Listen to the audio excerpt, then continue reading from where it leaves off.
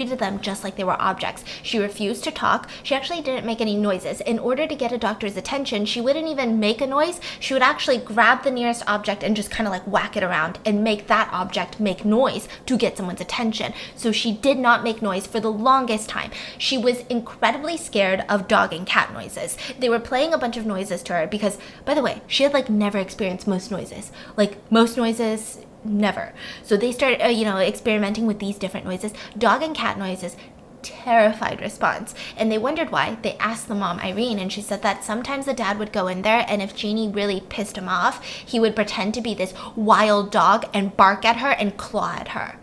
As like a sick joke. I don't know what that was about. What? So she was terrified of dogs and cats.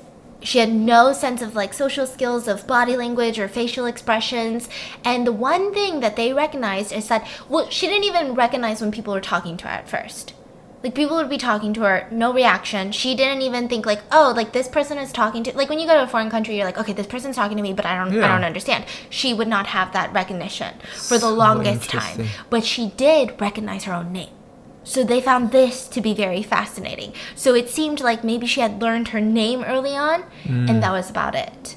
So that's kind of like where they saw everything. So they keep working on helping, fix everything that's going on. They're trying to see what is the capacity for her to learn. Not only does she have to learn like body language, but language itself, but how to chew and all these random things. But on top of that, like how to be a functioning member of society, like how to do all of these things. She also started displaying some inappropriate sexual behavior in therapy, which then the doctors assumed that there had been some sort of SA involved in her childhood, because that's usually a product of SA.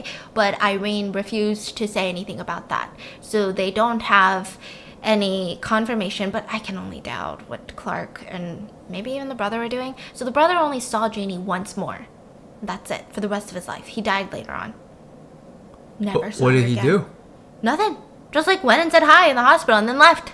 That's it. So they start teaching her, and she starts making a ton of progress. Like a ton. She starts being able to say small words, which is amazing. People thought up until this point for the longest time that there's wild cards, but physically impossible. They were like, probably impossible for feral children to learn the language again. After that long, it's going to take like a work of